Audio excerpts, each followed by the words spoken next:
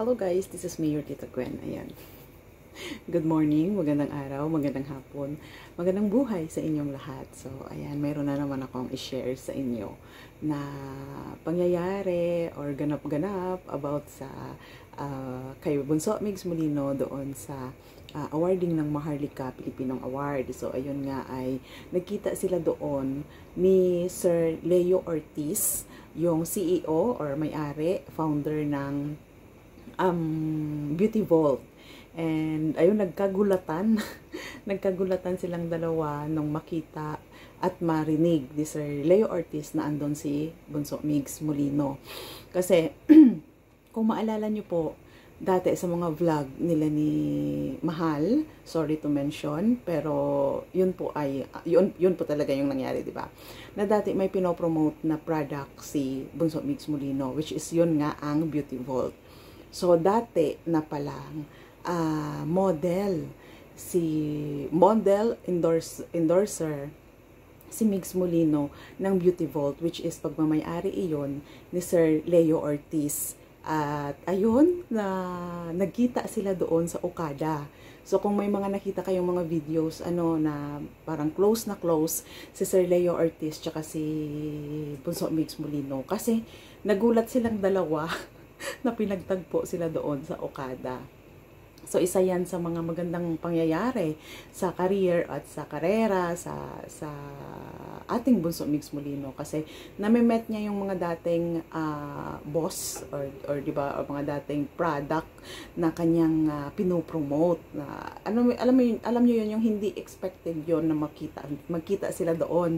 Hindi nila, kahit yung management or kahit yung organizer, hindi po alam na magkakilala or dating nagkatrabaho si Sir Leo Ortiz tsaka si Bunso Migs Molino. Kaya yun din yung ikinakatuwa ng mga organizer, lalo na nang humahawak kay Bunso Migs Molino na organizer, kasi nakita niya talaga kung paano kilalanin si Bunso Migs Molino doon. Ang dami din pong mga CEO and mga product owner na kilala pala si Bunso Migs Molino. And tingnan natin kung ano yung mga next na mangyayari or next na mga plano nila. Pero nakita mismo ng organizer kung paano po lapitan or kung paano tinitreat si Bunso Migs Molino doon ng mga CEO.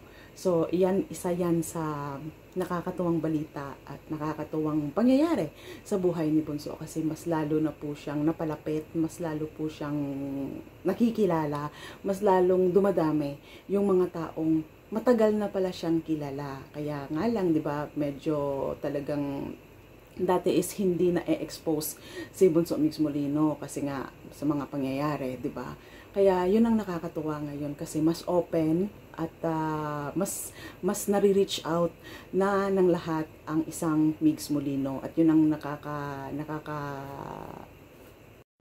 nakakatuwa sa mga ganap-ganap sa kay Bunso Migs Molino ngayon. And alam ko lahat ng mga supporters at na nagmamahal, patuloy na nagmamahal sa kanya is natutuwa sa mga nangyayari ngayon. So, isa po yan sa mga good news na natanggap ni Bunso or na nangyari sa kanyang Maharlikang Pilipino Award. So, ayun guys, sana ipatuloy lang natin yung totoong suporta at totoong pagmamahal kay Bunso Migs Molino. So, yan lang yung ma-share ko ngayon sa inyo. Marami pa. Abangan nyo po kung ano pa yung mga totoong update or totoong mga nangyayari na pwedeng ikatuwa nating lahat at ikaangat ng ating Bunso Migs Molino. For now, that's all. That's it. This is me, your Tita Gwen, saying life is short, heaven is forever. Stay strong, stay safe, be kind and be nice. To God be the glory. Paalam po.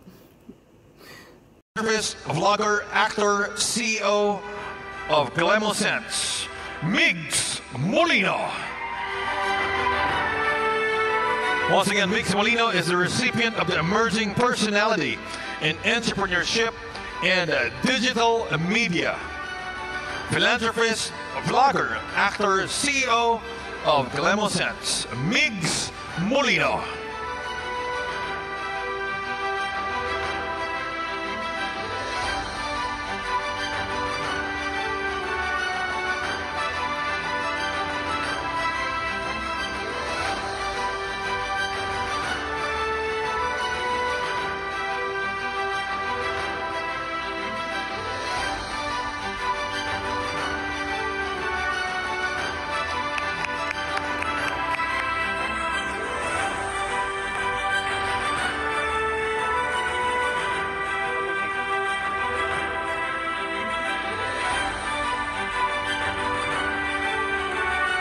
After this, please stand by.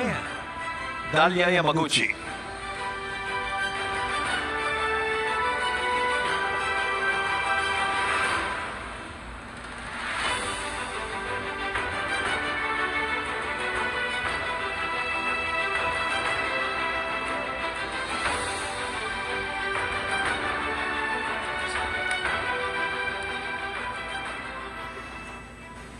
Yo, what's up, mga kabunso?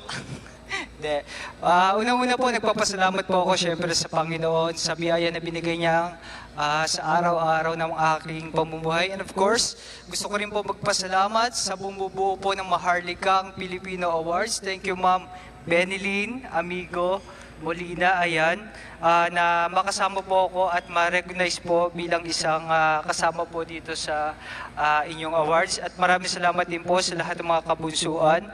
And of course, I would like to thanks also sa lahat ng mga supporters, sponsors po na tumutulong po sa akin sa mga gawain ko para pagtulong po sa ating kapwa. At maraming pong salamat sa inyong walang sawang suporta at walang sawang pagmamahal. God bless po sa lahat. And more blessings to come pa po sa lahat mga awardee. God bless po. Yo, what's up po?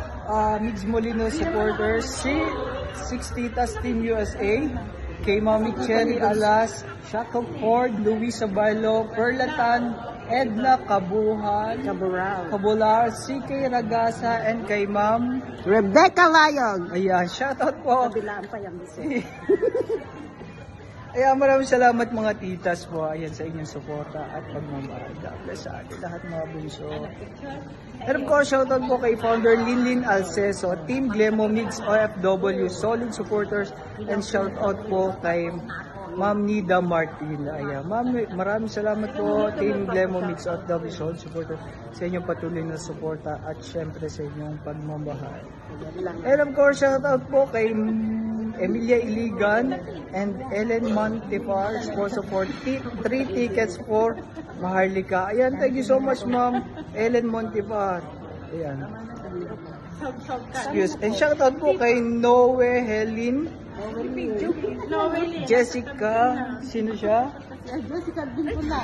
Ay, si ano po? Jessica Abincula and Inday Jenny. Ayan, maraming salamat po. Shout out.